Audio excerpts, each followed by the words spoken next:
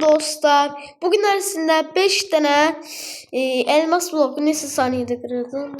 2 saniyədə qıracaq, onu görəcəyik dostlar.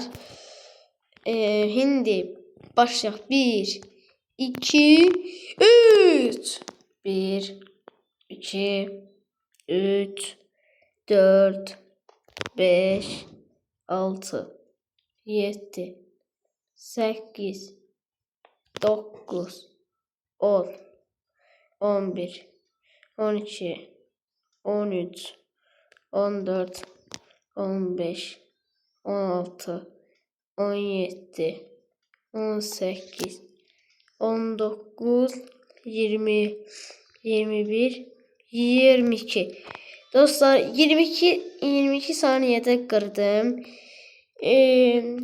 Onda videomuz bu kadar. Kanalıma like atıp abone olun. Sağ olun.